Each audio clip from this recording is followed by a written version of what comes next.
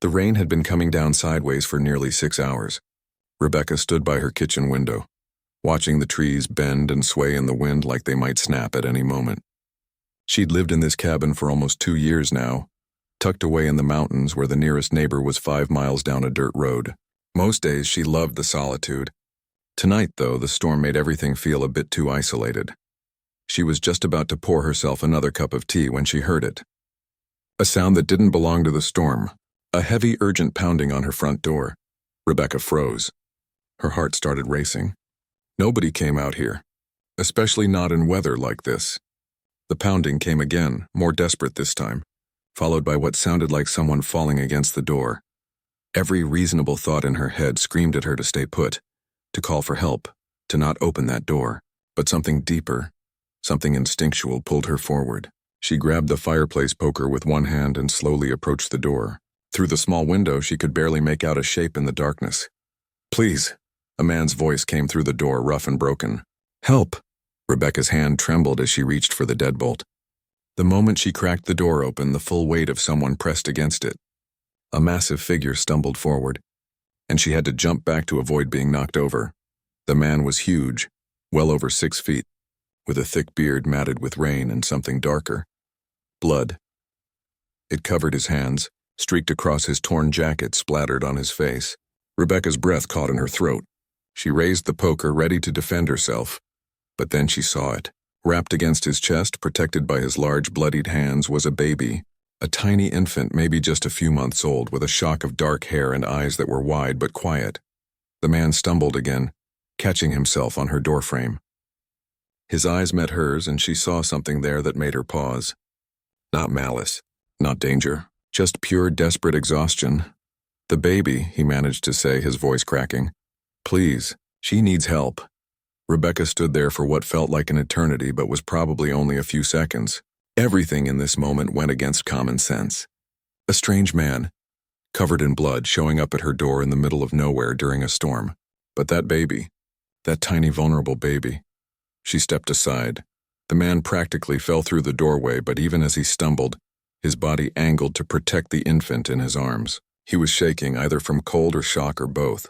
Rebecca quickly closed the door behind him and locked it out of habit. "Sit," she said, pointing to the couch near the fireplace. Her voice came out steadier than she felt. He moved slowly, carefully lowering himself onto the cushions. Now that he was in the light, Rebecca could see him more clearly. His clothes were torn and muddy, his face scratched and bruised. But the way he held that baby, like she was made of glass, like she was the most precious thing in the world, that told Rebecca something important. The baby started to whimper, small fussy sounds that threatened to turn into a full cry. The man looked down at her with such tenderness that Rebecca felt something shift in her chest. "I need to see if you're hurt," Rebecca said, moving closer but still keeping a cautious distance. "Is that your blood?" He shook his head. "Most of it isn't mine." His voice was gravelly, like he hadn't used it much in a long time. "There was an accident, a car, down in the ravine." Rebecca's stomach dropped. "When?" "This morning, early." He looked down at the baby again. "Her mother, she didn't make it." The words hung in the air between them. Rebecca felt tears prick her eyes, though she didn't know these people, didn't know their story yet. The baby started crying in earnest now, her small face scrunching up. "She's probably hungry," Rebecca said, her practical side kicking in, "and scared. Let me see if I have anything." She moved to the kitchen, keeping one eye on the man as she rummaged through her cabinets. She didn't have baby formula, but she did have some powdered milk. It would have to do. As she warmed it on the stove, she called back to him. "What's your name?" There was a long pause. "Thomas." "Been a while since anyone asked me that." "I'm Rebecca." She tested the temperature of the milk on her wrist, then poured it into a cup. She didn't have a bottle, so she'd have to try a spoon or see if the baby could sip. "How long have you been out there in the storm?" "Hours, lost count." Thomas shifted the baby carefully. "Couldn't find my way in the dark. Kept walking until I saw your lights." Rebecca brought the milk over. The baby was crying hard now, her little fists waving. "Here, let me try." Thomas hesitated, and she understood. He'd carried this child through a storm, kept her safe, and now he was being asked to trust a stranger. Slowly he passed the infant to Rebecca, and she was struck by how gentle his massive, rough hands were. The baby was so light, so small. Rebecca had never had children of her own, though she and her late husband had talked about it. She carefully brought the cup to the baby's lips, letting a few drops fall into her mouth. The crying stopped immediately as the baby realized what was happening. She started drinking desperately, and Rebecca had to pull the cup back to keep her from choking. "Easy, little one," Rebecca murmured. "Easy." As the baby fed, Rebecca studied Thomas more carefully. Now that some of the immediate panic had passed, she could see he was probably in his late 30s, maybe early 40s. His beard was unkempt, but his eyes were clear, intelligent. Those eyes kept darting to the baby, full of worry. "You said there was an accident," Rebecca prompted gently. "Tell me what happened." Thomas leaned forward, his elbows on his knees, and started talking. His voice was low and rough, each word seeming to cost him effort. He'd been up in the mountains, he said, in a shelter he'd built himself. He'd been living up there for a few years now, away from everything and everyone. That morning, just after dawn, he'd been checking some traps when he heard it. The terrible sound of metal crunching, glass breaking, a car tumbling down the mountainside. He'd run toward the sound, sliding down the muddy slope, not even thinking about his own safety. The car had come to rest at the bottom of a steep ravine wrapped around a tree. The driver's side was completely crushed, but he could hear someone inside, a woman calling out weakly. Thomas had torn at the passenger door until his hands bled, finally managing to wrench it open. The young woman inside was trapped, pinned by the dashboard, and in the back seat, strapped into a car seat, was the baby, screaming but unhurt. The woman had looked up at Thomas with dying eyes. She couldn't have been more than 25. Blood soaked her clothes, and he knew immediately that she wouldn't survive. He'd seen enough death in his time to recognize it. "Save my baby," she'd whispered to him. "Please, don't let her die here." Thomas had reached into the back and unstrapped the infant, pulling her free just as he smelled gasoline. The woman used her last moments to tell him the baby's name was Hope, that she was 5 months old, that she was everything. Then her eyes had closed and she was gone. 30 seconds later, the car caught fire. Thomas had climbed back up the ravine with Hope clutched to his chest, the car exploding below them. He'd wrapped her in his flannel shirt, used leaves and moss to try to keep her warm. Then he'd started walking, trying to remember where the nearest road was, where people lived. But the storm had come in fast and hard, turning everything into a mess of rain and mud. He'd gotten turned around in the mountains he thought he knew by heart. Hours passed. The baby cried and cried until she exhausted herself. He'd kept talking to her, promising he'd get her somewhere safe, somewhere warm. When he finally saw Rebecca's cabin lights through the trees, he'd nearly wept with relief. Now, sitting in the warmth of her living room, the full weight of what he'd been through seemed to hit him all at once. His hands started shaking. Rebecca had finished feeding Hope, who'd fallen asleep against her shoulder.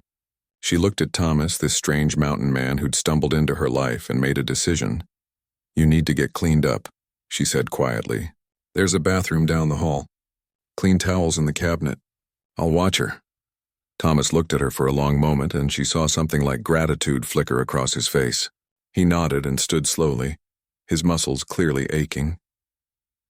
As he disappeared down the hallway, Rebecca looked down at the sleeping baby in her arms. Hope. What a name to give a child. What a name for this tiny girl who'd lost her mother but survived because a stranger had been there to save her. Outside, the storm raged on. Inside, 3 lives had just collided in the most unexpected way.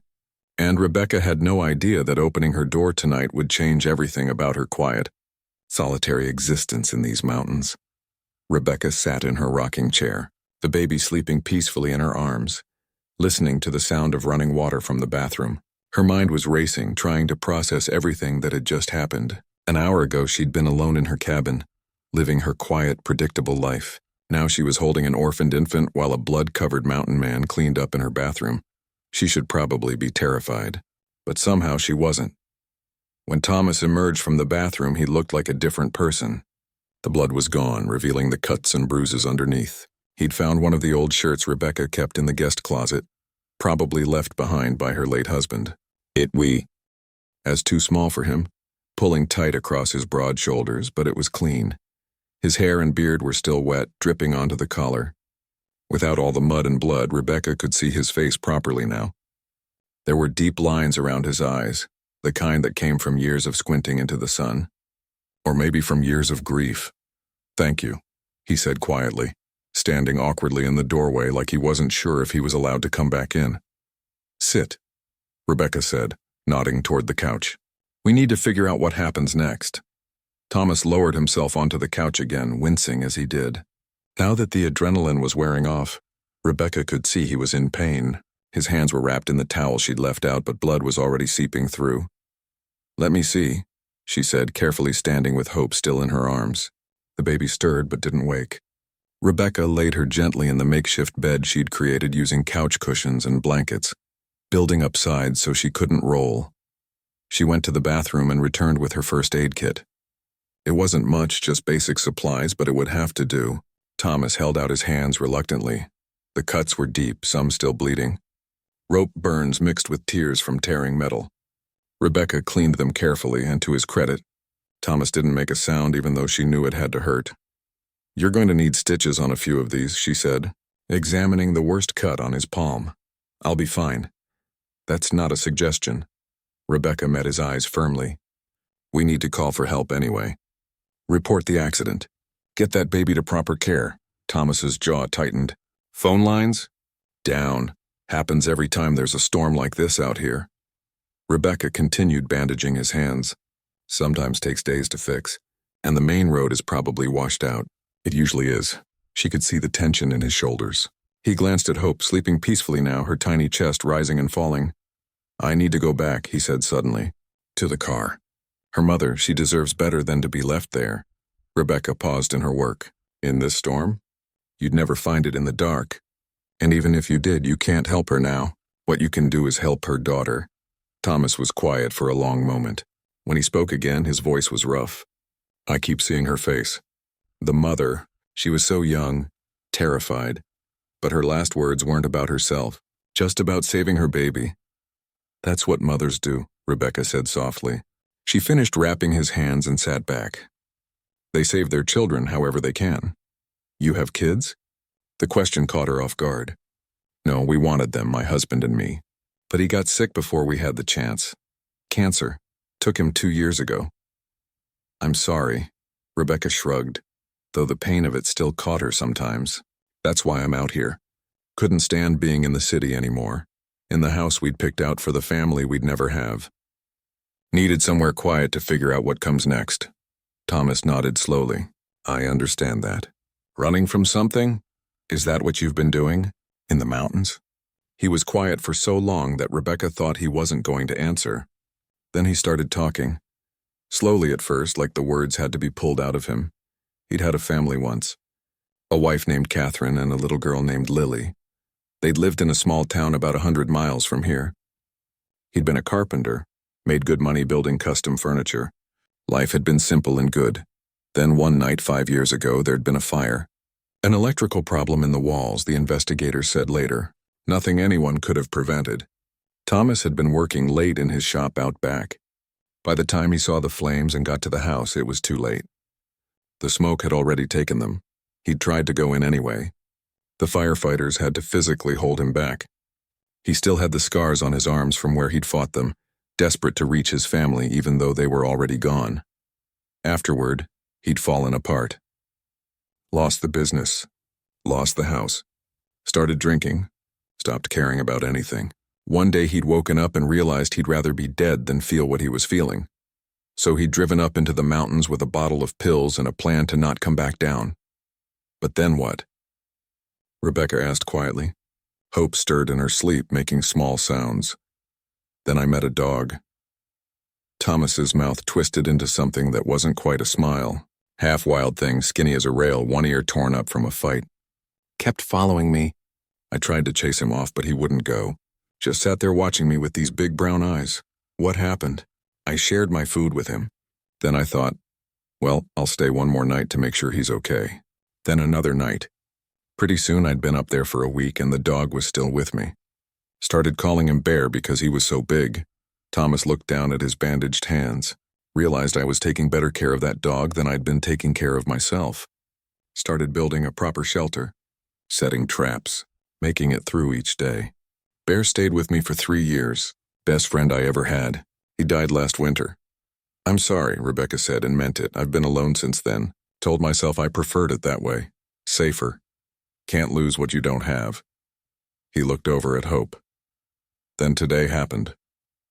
The baby chose that moment to wake up, her face scrunching as she started to cry. Rebecca went to her immediately, picking her up and swaying gently.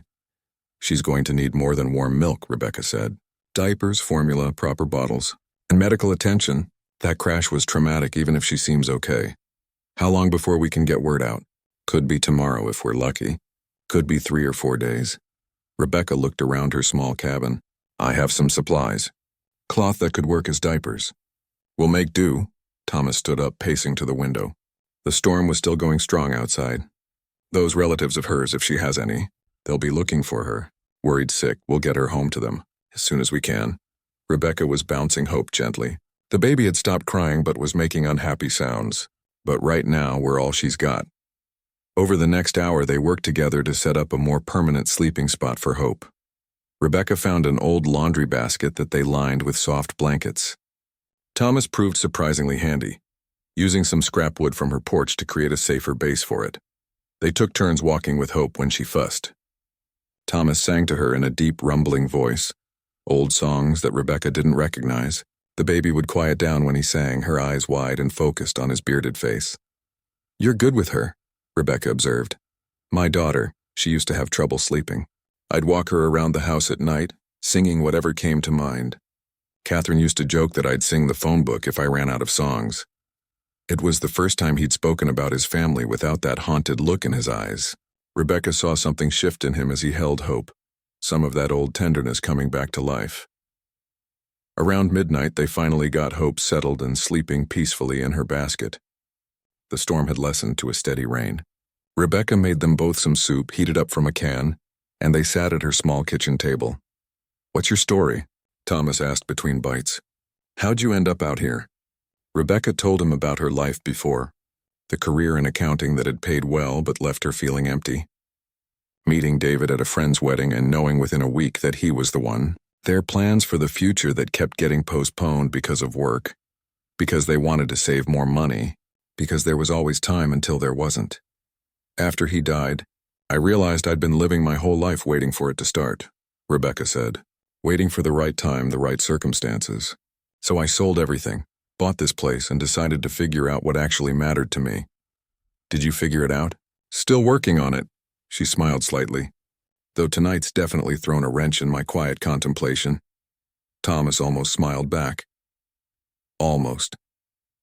I'm sorry for bringing trouble to your door. You didn't bring trouble. You brought a baby who needed help. There's a difference. They sat in comfortable silence for a while, just the sound of rain and Hope's soft breathing. Then Thomas spoke again, his voice hesitant. When I saw that car go down, when I heard her screaming, something in me just reacted. Didn't think about it. Just ran toward it. Haven't felt that in years, that need to help someone. Maybe you've been hiding from life for long enough, Rebecca said gently. Maybe. Thomas looked over at the basket where Hope slept. That mother, in her last moments, she trusted me. A complete stranger, covered in dirt and probably looking half wild. But she looked at me and asked me to save her baby. She saw what I see, Rebecca said. Someone who would do the right thing. Thomas shook his head. You don't know me. For all you know, I could be dangerous. Could be, but you're not. Rebecca stood and started clearing the dishes. Dangerous men don't hold babies like they're made of glass. Don't sing lullabies. Don't cry when they talk about the people they've lost. Thomas looked startled. I didn't cry. Your eyes did. Rebecca turned to face him. Look, I'm not naive. I know the situation is strange, but sometimes you have to trust your gut. And my gut says you're a good man who's had bad things happen to him. Just like me, you really believe that? I opened my door, didn't I? The next morning brought clearer skies but confirmed their worst fears. Rebecca tried her landline first thing, but the phone was still dead. She went outside to assess the road situation and came back shaking her head. The bridge is washed out, she reported. Even if we could hike around it, we couldn't carry Hope safely. Not through that terrain. Thomas was feeding Hope, having figured out a better system using a clean cloth as a makeshift nipple. The baby was content, making small, happy sounds as she ate. So we wait, he said. We wait. What Rebecca didn't say out loud was that part of her didn't mind waiting. For the first time in 2 years, her cabin felt alive again. Full. The presence of Thomas and Hope had chased away some of the loneliness she'd been living with. They fell into an unexpected rhythm over the next 2 days. Thomas proved useful in ways Rebecca hadn't expected. He fixed the leak in her roof that she'd been ignoring, chopped enough wood to last her a month, made repairs to her front porch that she hadn't even realized needed fixing. In return, Rebecca taught him the basics of baby care beyond feeding and holding. How to check if a diaper needed changing, how to burp Hope properly, how to tell the difference between hungry cries and tired cries. They talked about small things at first, then bigger things. Thomas opened up about his life before the tragedy, the dreams he'd had. Rebecca shared her regrets about waiting too long to live. On the third morning, they heard it. The distant sound of a vehicle engine. Thomas and Rebecca looked at each other, and Rebecca saw her own conflicted feelings reflected in his eyes. Help had arrived, which meant their strange little bubble was about to burst. The real world was coming back, whether they were ready or not.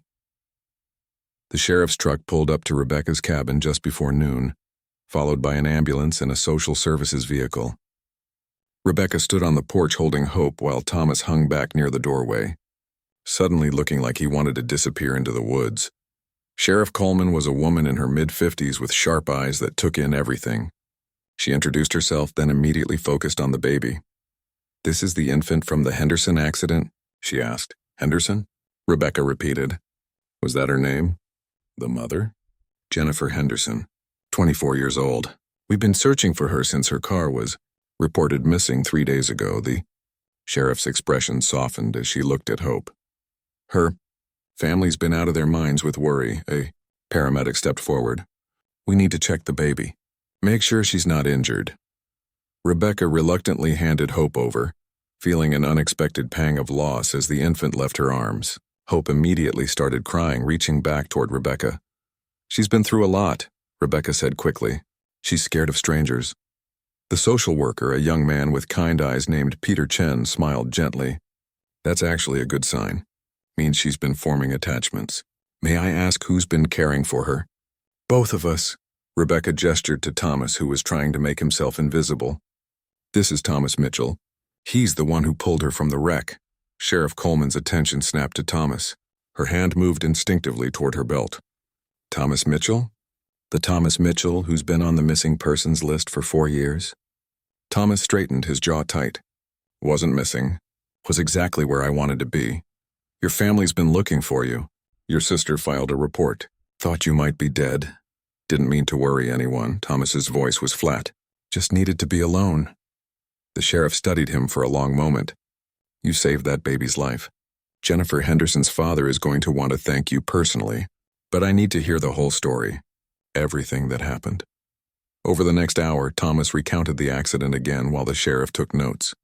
The paramedics examined Hope thoroughly, declaring her remarkably healthy considering what she'd been through. "No injuries, no signs of trauma beyond normal stress. Someone's been taking excellent care of her," the lead paramedic commented, looking between Rebecca and Thomas. "Clean, well-fed, content. You did good." Peter Chen approached Rebecca while Thomas was still talking with the sheriff. "I need to ask you some questions, too. About the care arrangements, your relationship with Mr. Mitchell, the living situation here." "We're not in a relationship," Rebecca said quickly. "He showed up at my door during the storm. I let him in because he had the baby. That's all. But you've been caring for the child together for 3 days." "We did what needed to be done. Fed her, kept her warm, kept her safe." Rebecca crossed her arms. "What else were we supposed to do?" "Nothing. You did exactly right." Peter's voice was gentle. "I'm just trying to get a complete picture. Hope has family, grandparents, and an aunt who are desperate to have her home. We'll be reuniting them as soon as possible." Of course, Rebecca had known this would happen, but hearing it out loud still felt like a punch to the gut. 3 days wasn't long enough to get attached to a baby, except it had been. "What about the mother?" Rebecca asked. "Jennifer. Did they recover her?" Peter's expression grew somber. "Yes, the family is making arrangements. They're grateful she didn't suffer, that her last act was making sure her daughter was safe." Rebecca looked over at Thomas, who was still talking with the sheriff. His shoulders were tense, his hands clenched. She could see the stress radiating off him. "He's a good man," Rebecca said quietly. "Whatever you're thinking about him living up there alone all this time, I want you to know that. He could have walked away from that accident. Could have told himself it wasn't his problem, but he didn't." "I believe you," Peter said. "The question is what happens now." What happened now was complicated. The Henderson family wanted to meet Thomas immediately. Hope's grandfather, William Henderson, drove up to the cabin that same afternoon. He was a tall man in his late 60s with gray hair and eyes red from crying. The moment he saw Hope safe in Rebecca's arms, he broke down completely. Rebecca handed the baby to him, and he held his granddaughter like he'd never let go. "Thank you," he said to Thomas, his voice breaking. "Thank you for bringing her back to us. Jennifer was our only child. This baby is all we have left of her." Thomas nodded stiffly, clearly uncomfortable with the gratitude. "Just did what anyone would do." "No." William shook his head firmly. "Not anyone. Most people would have kept driving. Wouldn't have risked going down that ravine, wouldn't have walked for hours in a storm. You did that. You saved my granddaughter's life." He held out his hand. After a moment, Thomas shook it. "Jennifer was driving to my house," William continued, his voice thick with emotion. "She'd called that morning, said she needed to talk to us about something important. We think her car hit black ice on the mountain road. The weather turned so fast." "I'm sorry I couldn't save her, too," Thomas said quietly. "She was already gone by the time you got there." The coroner confirmed that. "But you saved Hope. That's what Jennifer would have wanted more than anything." The social worker explained that Hope would be going home with her grandparents. There would be paperwork, a formal investigation into the accident, but the baby would be with family. "What about him?" Sheriff Coleman asked, nodding toward Thomas. "What's your plan, Mr. Mitchell? Going back up the mountain?" Thomas looked startled by the question, like he hadn't thought that far ahead. "I don't know. You should come stay with us," William said suddenly. "My wife and we have room. You saved our granddaughter. The least we can do is offer you a place to stay while you figure things out. That's not necessary." "Maybe not, but the offer stands." William shifted Hope in his arms. The baby was starting to fuss, making the small sounds that meant she was getting hungry. "Can you help me?" "I haven't done this in 30 years. Rebecca showed him how to hold the bottle, the angle to keep, how to burp Hope. She caught Thomas watching them, something painful in his expression. After William left with Hope, promising to be in touch about the investigation and arrangements for Jennifer's funeral, an uncomfortable silence settled over the cabin. The social worker pulled Rebecca aside. "I need to ask you something personal. What's your situation here? Do you plan to stay in this cabin long term?" "I own it outright. Plan to be here for the foreseeable future." "Why?" Peter hesitated. "Thomas Mitchell doesn't have anywhere to go. His sister lives 3 states away, and from what the sheriff told me, they're not close. He's been off the grid for years. No job, no income, no permanent address. And I saw how he was with Hope, how you both were. That baby felt safe with you two, which made me wonder if you'd be open to a proposal." Rebecca's heart started beating faster. "What kind of proposal?" "The Henderson family is older. They're grieving. They love Hope, but raising a baby at their age is going to be challenging. They mentioned they might need support, possibly foster care arrangements to help share the load." Peter looked directly at Rebecca. "You and Thomas proved you can care for her. If you were both willing to get licensed as foster parents, it could be an option." "We barely know each other," Rebecca protested, even as part of her mind was already racing ahead to possibilities. "I know, and maybe it's too fast, too complicated, but I wanted to plant the seed. Think about it." After everyone left, Rebecca and Thomas stood in the suddenly quiet cabin. Hope's makeshift basket was still in the corner. The baby bottle was drying by the sink. 3 days' worth of living together had left traces everywhere. "I should go," Thomas said finally. "Where?" "Back up to my shelter." "Why?" Rebecca turned to face him. "What's up there for you now?" Thomas was quiet for a long moment. "It's what I know. It's hiding. You said it yourself. Maybe hiding is what I do best." Rebecca felt a flash of frustration. "For 3 days you weren't hiding. You were living, taking care of Hope, fixing my porch, being here, being present, and you were good at it." "Rebecca." The social worker asked if I'd consider becoming a foster parent. to help the Henderson family with hope. She took a breath. He suggested we could do it together. Get licensed, provide support, be part of her life. Thomas stared at her. That's crazy. Maybe. Or maybe it's the universe giving you a second chance. I don't deserve a second chance. Says who? Rebecca's voice rose. You couldn't save your family, Thomas. That wasn't your fault. The fire wasn't your fault.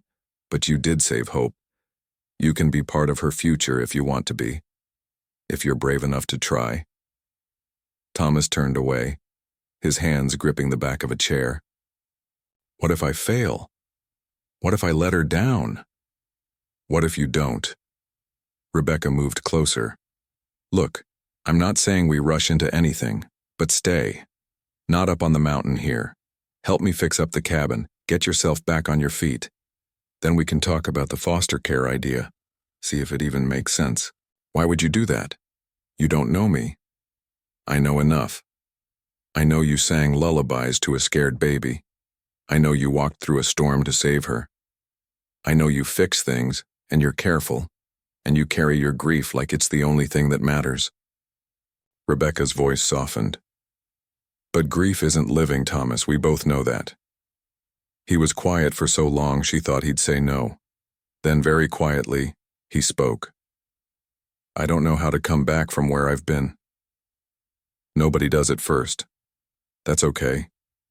What if I wake up one day and can't handle it? What if I need to leave? Then you leave. I won't force you to stay. But I think you should try. Hope needs you. And maybe you need her too. Thomas finally turned to look at her. His eyes were wet. My hands still shake sometimes when I think about that car. About being too late to save Jennifer, about almost being too late to save Hope. But you weren't too late. You were exactly on time. Maybe that's what matters. The silence stretched between them. Outside, birds were singing. The sun was breaking through the clouds. The world was moving on, indifferent to their small crisis. 1 week, Thomas said finally. I'll stay 1 week. Help fix things up like you said. Then we'll see. Rebecca nodded, not trusting herself to speak. 1 week wasn't much, but it was a start. That night, Rebecca lay in bed unable to sleep. She could hear Thomas moving around in the guest room, probably just as restless. The cabin felt different now.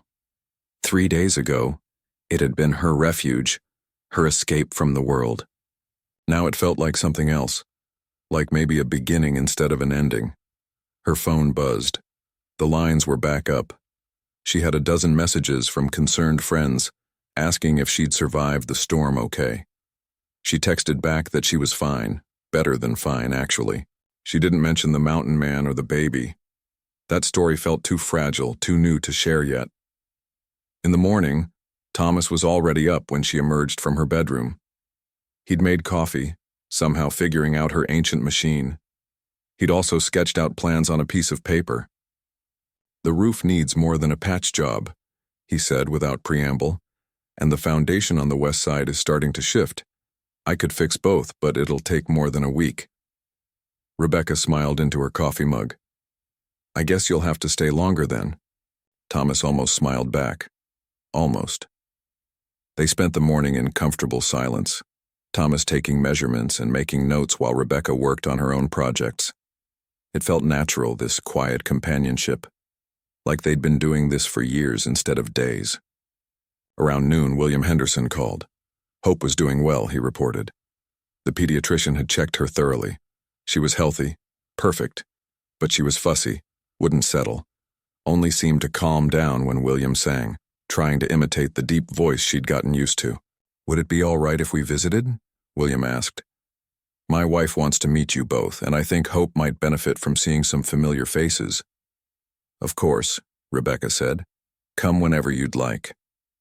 She hung up and found Thomas watching her. They're coming to visit, she said. Hope misses us. Something flickered in Thomas's eyes. Hope, fear, but also something else. Something that looked almost like hope itself. Okay, he said. Okay. The Henderson family arrived that afternoon in a minivan that had clearly seen better days. William helped his wife Eleanor out of the passenger seat. She was a small woman with silver hair pulled back in a neat bun, wearing a cardigan despite the warm day. Her eyes were swollen from crying, but they lit up when she saw Rebecca and Thomas on the porch. "You're Rebecca," she said, moving forward with surprising speed. Before Rebecca could respond, she found herself wrapped in a tight hug. "Thank you. Thank you for taking care of our Hope." When Eleanor pulled back, she turned to Thomas. He'd gone still. That same uncomfortable expression on his face that appeared whenever someone showed him gratitude. Eleanor didn't hug him. Instead, she took his bandaged hands in hers and just held them. "Our daughter's last gift to the world was trusting you," she said quietly. "Thank you for honoring that trust." Thomas's throat worked, but no words came out. He just nodded. William was getting Hope out of her car seat. The baby looked different already. She wore new clothes, pink with little flowers. Her hair had been washed and combed. She looked cared for, loved. But the moment she caught sight of Thomas, she started reaching for him, making small urgent sounds. "She's been doing that all morning," William said with a soft laugh. "Every time she hears a deep voice, she looks around like she's searching for someone." Thomas hesitated, then moved forward and took Hope in his arms. The baby immediately settled, pressing her face against his chest. Her tiny fist grabbed onto his shirt. "Well," Eleanor said, her eyes glistening, "I guess we know who her favorite is." They all moved inside. Rebecca made tea while Eleanor told them about Jennifer, how she'd been a bright, creative girl who loved to paint, how she'd gotten pregnant young and the father had left before Hope was born, how she'd been determined to make it work, to be a good mother. "She was driving to us that morning to tell us she'd been accepted into a nursing program," Eleanor said, her voice breaking. "Full scholarship, she was so excited.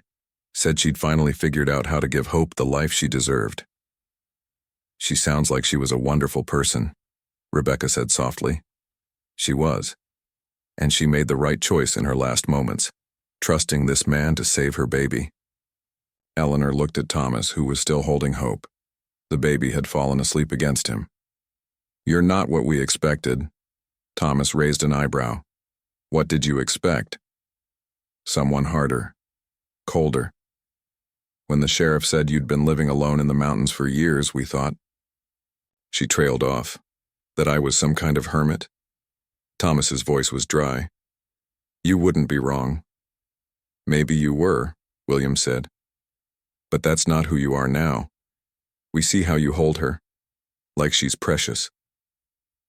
The afternoon passed in a strange kind of peace. Eleanor helped Rebecca prepare dinner while the men sat in the living room, Thomas still holding Hope, William telling stories about Jennifer's childhood. Rebecca caught snippets of the conversation, heard Thomas occasionally respond in that quiet way of his. Over dinner, William brought up what they'd all been dancing around. "The social worker came to see us yesterday," he said, setting down his fork. "Talked to us about care options for Hope. We love her more than anything.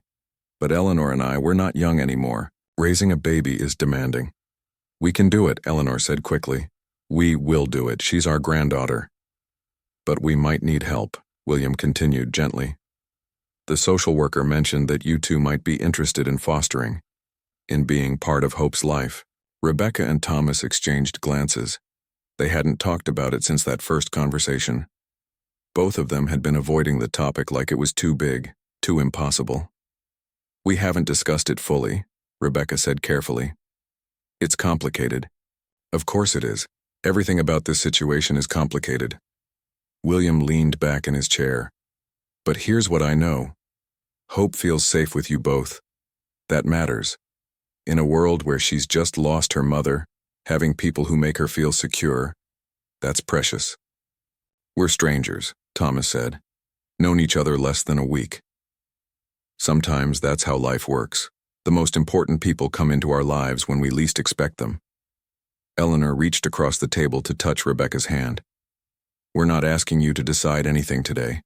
We're just asking you to think about it. To consider being part of Hope's village."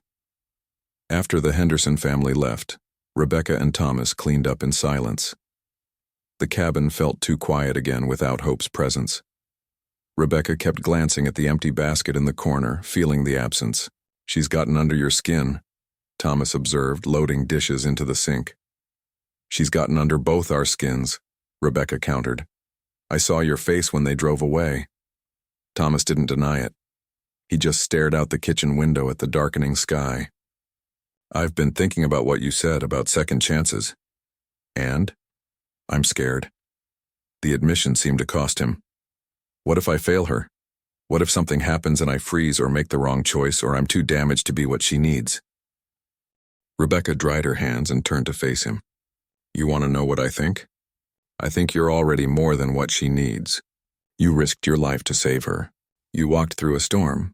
You held her when she cried and sang to her when she couldn't sleep. Those aren't the actions of someone who's too damaged. That was different. That was survival mode. This would be choosing to be in her life long term. That's bigger. You're right. It is bigger and scarier, but also maybe more meaningful than hiding in the mountains waiting to die." Thomas flinched. "Is that what you think I was doing?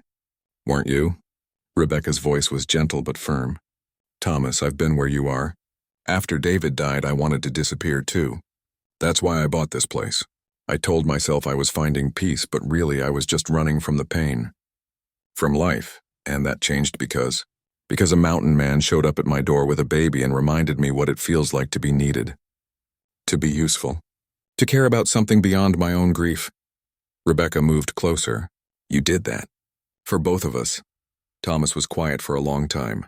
When he finally spoke, his voice was rough. "I'd need to get certified. Foster parent training. Background checks. The whole process." "We both would." "You're seriously considering this?" Rebecca thought about it. Really thought about it. 3 days ago, her life had been simple. Lonely but simple. Now she was contemplating completely upending everything to help raise a baby with a man she barely knew. It was insane. It was also the first thing that had felt right in 2 years. "Yeah," she said. "I am, are you?" Thomas looked at her, and for the first time since they'd met, she saw something other than grief and exhaustion in his eyes. She saw possibility. "Maybe," he said.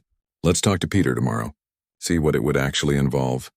The next morning they drove into town together. It was Thomas's first time off the mountain in years, and Rebecca could see how uncomfortable it made him. He kept his head down, shoulders hunched like he was expecting trouble.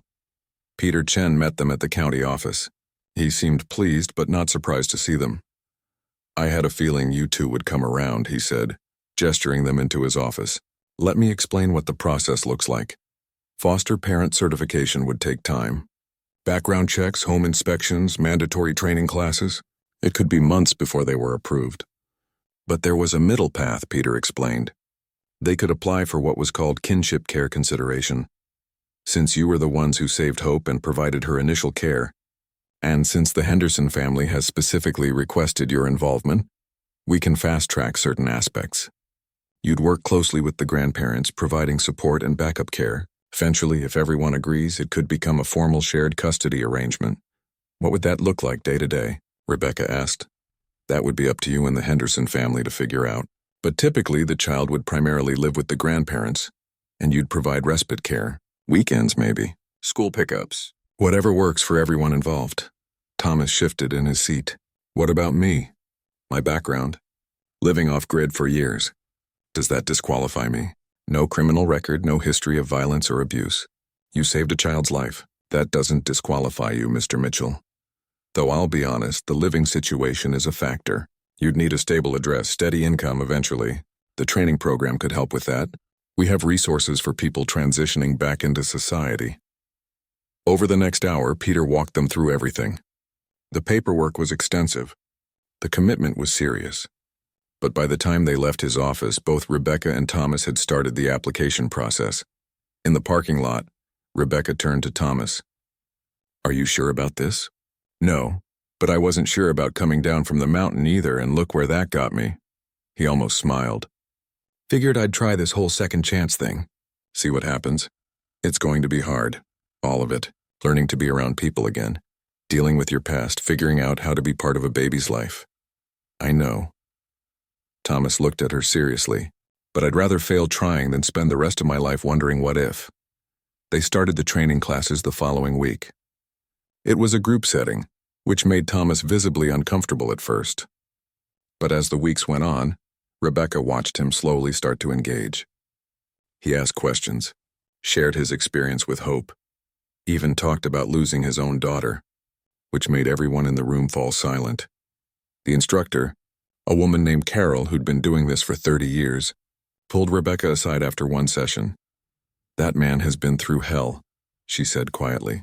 "But he's doing the work. Really doing it. That's rare."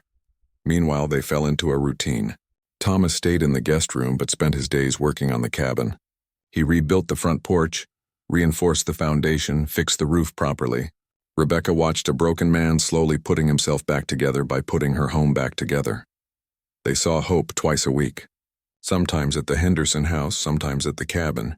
Each visit, the baby seemed more animated, more responsive. She'd laugh at Thomas's deep voice, reach for Rebecca's hair, settle peacefully between them like she belonged there. Eleanor and William were grateful in ways that went beyond words. They'd bring groceries when they visited, homemade meals, small gifts. They asked Thomas about carpentry, mentioned they had projects around their house if he was interested. He started going over on Saturdays to help with repairs. "He's good for Hope," William told Rebecca one afternoon while Thomas was outside with Eleanor and the baby. "But she's good for him too. You can see it. He's coming back to life." Rebecca knew it was true. Thomas smiled now, actual real smiles. He joined her for meals instead of eating alone. He'd started telling stories about his life before, the good memories mixed with the sad ones. He was learning to hold both.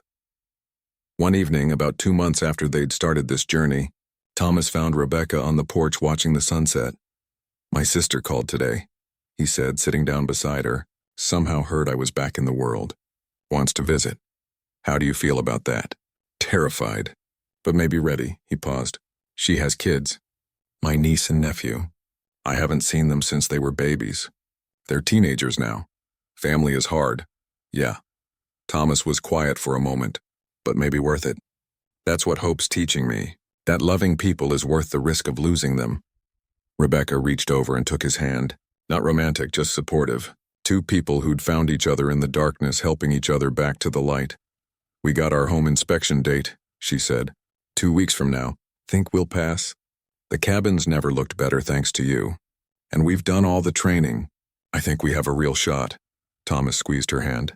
"Whatever happens, thank you. For opening your door that night. For not turning me away. For giving me a reason to try again. You saved Hope. You saved me too, in a way. Reminded me that life isn't over just because part of it ended." They sat there as the sun set. Two damaged people becoming whole again through the simple act of caring for a child who needed them. The mountain man had stumbled into Rebecca's life covered in blood and carrying a baby. She'd fed him and given him a home. But somewhere along the way, he'd given her something too. Purpose, connection, hope for the future. The inspection went well. Their application was approved. 6 months after that stormy night, Rebecca stood in her kitchen watching Thomas teach Hope how to clap her hands. The baby was 10 months old now, sitting on his lap at the table, giggling every time their hands came together. Sunlight streamed through the windows, catching the dust motes and making everything look golden. It still surprised her sometimes, how much had changed. How full the cabin felt now, with toys in the corner and baby supplies organized in what used to be her quiet reading nook. How natural it seemed to have Thomas fixing lunch while she worked on her laptop, consulting work she'd started taking on remotely. "She's getting so strong," Thomas marveled, helping Hope stand on wobbly legs. "Won't be long before she's walking." "Eleanor said she's already cruising along the furniture at their place," Rebecca said, coming over to tickle Hope's belly. The baby shrieked with delight. They had Hope 3 days a week now, sometimes 4.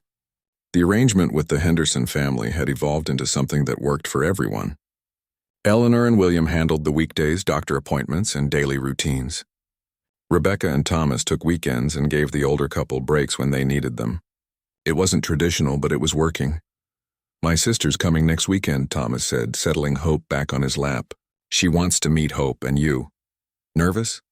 "Terrified." He smiled slightly. But the good kind of terrified. The kind that means something matters. Thomas's reconnection with his sister Diane had been rocky at first. Years of silence and worry had built walls between them, but slowly, through weekly phone calls and honest conversations, they were rebuilding their relationship. She was driving up with her two teenagers, and Thomas had been anxious about it for weeks. "It'll be fine," Rebecca assured him. "You're not the same person you were when you left." "She'll see that." "I hope so." Thomas looked down at Hope, who was trying to grab his beard. "I want her to understand why I disappeared, why I needed to, and why I came back."